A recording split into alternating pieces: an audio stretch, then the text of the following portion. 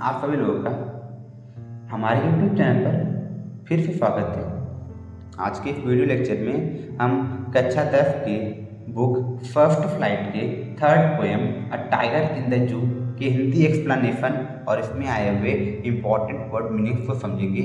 और ये जो चैप्टर है, इस चैप्टर के कंपोजर लेस्ली नॉरिस हैं। इस चैप्टर के थ्रू, इस पोएम के थ्रू कवि ने, पोएट ने बाघ के जो बाघ होता है, जो टाइगर होता है, उसकी दो परिस्थितियों, दो दशाओं का वर्णन किया है। एक परिस्थिति जहाँ पर वो एक जंगल में निवास करता है, वहाँ पर कैसे रहता है उसके बारे में बताया है। और एक वो परिस्थिति जहाँ पर वो एक चिड़ियाघर के पिंजड़े में कैद करके रहता है, वहाँ पर वो कैसे ज़िंदगी जीता है, उसके बारे में इस पोएम में बताया गया है। तो हम लोग इस पोएम को स्टार्ट करते हैं। तो क्या कर रहे हैं पहले स्टैंजा में, he starts in it vivid stripes the few steps of his cage on pads of velvet white in its white range। तो इसके एक्सप्लेनेशन से पहले इसमें आए हुए इंपॉर्टेंट वर्ड मीनिंग को जान लेते हैं। तो इसमें पहला वर्ड है स्टार्क्स। स्टार्क मतलब होता है चलना। विविड स्ट्राइप मतलब चमकीली धारियाँ। आगे है केज, केज मतलब पिंजरा। पैड्स मतलब तलवे या पाँव। वेलवेट, वेलवेट मतलब होता है मखमल। और रेज, रेज मतलब होता है रोस या क्रोध। तो इसके एक्सप्लेनेशन को समझते हैं, क्या कह रहे हैं पोएट, क्या कहना चाह रहे हैं कि he starts in vivid stripe, वह अपने धारीदार शरीर के साथ कुछ कदम शान पे चलता है। कौन चलता है? यहाँ पर जो पोएट हैं वह एक चिड़ियाघर के पिंजरे में उपस्थित बाघ के वर्णन करते कर रहे हैं कि जो चिड़ियाघर में उपस्थित बाघ है वो अपने पिंजरे में अपने धारीदार शरीर के साथ अपने पिंजरे में कुछ कदम चलता है। The few step of sketch, अर्थात अपने पिंजरे में कुछ कदम कान पे चलता है। On pads of velvet white, और उसके जो पैर हैं वह बिल्कुल मखमल की तरह, उसके जो पाँव में बिल्कुल मखमल की तरह मुलायम है। इन इज वाइट रेज, वह अपने वह क्रोध में होने के बाद भी शांतिपूर्वक अपने पिंजरे में चलता है। अब वो क्रोधित तो है, क्रोधित होने के बाद भी अब वो क्योंकि एक पिंजरे में कैद है, इस वजह से अपने क्रोध को अपने अंदर ही दबा कर शांति से अपने पिंजरे में ही चल रहा है। तो यहाँ अर्थात हम लोग कह सकते हैं कि पहले स्टैंजा में कवि ने एक चिड़ियाघर में मौजूद बाघ का वर्णन किया है। तो अगले स्टैंजा में पहुँचते हैं। अगले स्टैंजा में क्या कह रहे हैं, he would be lurking in Shadow gliding through long grass near the water hole where plump deer pass। तो इस स्टैंजा के जो इम्पोर्टेंट वर्ड मीनिंग है, लड़की, लड़की मतलब होता है छिप कर इंतजार करना, या फिर कह सकते हैं to lie hidden in wait. उसके बाद शैडो, शैडो मतलब ऐसा होता है परछाई, लेकिन यहाँ पर छाया की बात करेंगे इस स्टैंजा में, पोएम में। आगे है स्लाइडिंग, स्लाइडिंग मतलब होता है फिसलते हुए। और वाटर होल, वाटर होल मतलब कह सकते हैं जलाशय या फिर सरोवर कह सकते हैं। प्लम्प डियर, प्लम्प डियर मतलब होते कह सकते हैं कि हस्त पुष्ट हिरण। तो इसके एक्सप्लेनेशन को स्टार्ट करते हैं। He would be lurking in Shadow, अर्थात क्या कह रहे हैं कि अब जो कवि हैं, जो पोएट हैं, वो जंगल में उपस्थित बाघ का वर्णन करते हुए कह रहे हैं कि जो जंगल में स्थित बाघ है वह निश्चित रूप से उसे परछाई में, या फिर कह सकते हैं पेड़ की छाया में छिपा होना चाहिए। फ्लाइटिंग थ्रू लॉन्ग ग्रास, और वह लंबे लंबे घासों से धीरे धीरे फिसलते हुए आ रहा होगा नियर द वाटर होल। और इसमें वो होगा कहाँ पर, किसी जलाशय, किसी सरोवर के समीप, वेयर प्लम्प डियर पास, जहाँ पर हष्ट पुष्ट हिरण गुजरते हैं। अर्थात जहाँ पर सरोवर के पास पानी पीने के लिए जब कोई हिरण वहाँ से गुजरता है तो जो जंगल का बाघ है वो वहाँ पर पेड़ में घास लगाए हुए, छिपे हुए उनका इंतजार करता है ताकि वो उनका शिकार कर सके। अर्थात कह सकते हैं कि इस स्टैंजा में, दूसरे स्टैंजा में कवि ने जंगल में मौजूद बाघ का वर्णन किया है। अब बढ़ते हैं अगले स्टैंजा की तरफ। अगला स्टैंजा जो है, इफ वुड बी स्नार्लिंग से लेकर विलेज तक। तो इसमें जो इम्पॉर्टेंट वर्ड मीनिंग्स हैं उनको थोड़ा समझ लेते हैं। इसमें पहला शब्द है स्नार्लिंग। स्नार्लिंग मतलब होता है गुर्राना। अब है एज, एज मतलब तो किनारा होता है, लेकिन यहाँ पर हम लोग कहेंगे सीमा।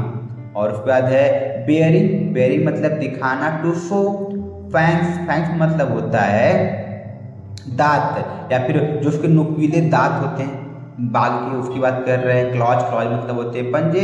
टेराइजिंग, टेराइजिंग मतलब होता है भयभीत करना। तो इसके इस स्टैंजा के एक्सप्लेनेशन को समझते हैं।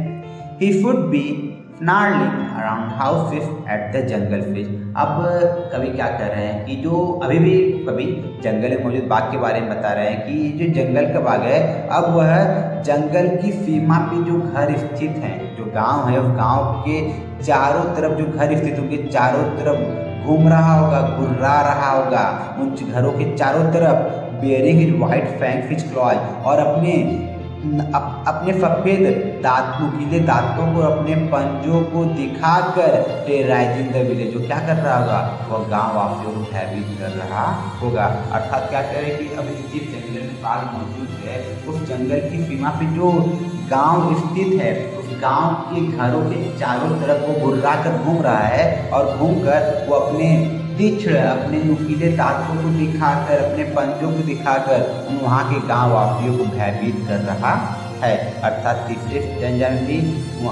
पोएट ने जंगल में मौजूद टाइगर को इंडिकेट किया है। अब बढ़ते हैं अगले स्टैंजा की तरफ। अगले स्टैंजा में क्या कर रहे हैं, but is locked in a concrete field, is strength behind bar, starting the length of its cage, ignoring visitors. इसमें जो इम्पोर्टेंट वर्ड मीनिंग है उसमें जो पहला शब्द है लॉक्ड, लॉक मतलब कैद किया गया। कॉन्क्रीट फील्ड अर्थात कह सकते हैं मजबूत कोठरी, यानी कि जो ईंट पत्थर बना कोठरी उसकी बात कर रहा है। बार्स, बार्स मतलब सलाखें, और उसके बाद है विजिटर्स, विजिटर मतलब आगंतुक जो देखने आते हैं चिड़ियाघर में उसकी बात कर रहा है। तो क्या कर रहा है, बट लेकिन is locked in concrete field, ही मतलब यहाँ पर ही को अब पर्सोनिफिकेशन किया गया है, यहाँ पर ही यूज किया गया है टाइगर के लिए। तो यहाँ पर क्या कह रहा है कि लेकिन जो टाइगर है, जो बाघ जो भी तक जंगल में था, अब वह पत्थर के बने कोठरी में कैद कर दिया गया है। हिज स्ट्रेंथ बिहाइंड बार, और उसकी जो शक्ति, उसकी जो क्षमता, उसकी जो ताकत है अब वो सलाखों के पीछे हैं। Starting the length of its cage, ignoring visitor, और वहाँ पर जो विजिटर, जो आगंतुक, जो देखने वाले उसको देखने के लिए आए हैं उन सभी को नज़रअंदाज करते हुए वह अपने पिंजड़े की लंबाई में ही चल रहा है। अर्थात फिर से वापस से पोएट ने इस स्टैंजा में चिड़ियाघर में उपस्थित बाघ का वर्णन किया है। अब बढ़ते हैं हम चैप्टर के आखिरी स्टैंजा की तरफ। इसमें क्या कह रहे हैं, he hears the last voice at night, the patrolling cars, and stares with his brilliant eyes at the brilliant star। तो इस स्टैंजा में जो इम्पोर्टेंट वर्ड मीनिंग है उसमें है वॉइस, वॉइस मतलब आवाज़। पेट्रोलिंग, पेट्रोलिंग मतलब गश्त करना, निगरानी करने वाली कार का बात किया जा रहा है। स्टेयर मतलब घूरना या फिर देखना। ब्रिलियंट, ब्रिलियंट मतलब चमकदार। तो इस स्टैंजा के एक्सप्लेनेशन को शुरू करते हैं। He hears the last voice at night। फिर से यहाँ पर ही को पर्सोनिफिकेशन किया गया है, अर्थात ये जो ही है वह टाइगर के लिए है। तो पोएट क्या कर रहे हैं कि जो बाघ है वह रात को आखिरी आवाज़ सुनता है। अब वो आखिरी आवाज़ किसकी है, द पेट्रोलिंग कार, निगरानी करने वाली या गश्त करने वाली कार की। अर्थात अब रात के जब रात हो जाता है तो जो बाघ चिड़ियाघर में मौजूद है वह उस चिड़ियाघर में रात को आखिरी आवाज़ पेट्रोलिंग कार की अर्थात गश्त करने वाली कार की सुनता है। And stairs with his brilliant eyes at the brilliant star, और वो अपने पिंजड़े में कैद अपने चमकदार आंखों से आसमान की तरफ चमकदार तारों को देखता है। अर्थात उसको न तो किसी की और आवाज़ सुनाई दे रही है, न किसी पशु की, न किसी पक्षी की, अब उसे सिर्फ सितारे ही दिखाई दे रहे हैं, और उसको सिर्फ और सिर्फ चौकसी करने वाले, फिर गश्त करने वाले कार की आवाज़ ही सुनाई दे रही है। इसके साथ ही ये चैप्टर का एक्सप्लेनेशन खत्म हो गया। अगर आपको इस चैप्टर का एक्सप्लेनेशन न समझ में आएगा तो इस वीडियो को दोबारा देखिए ताकि आपको इस चैप्टर का एक्सप्लेनेशन बहुत अच्छे समझ में आ जाए। Thank you.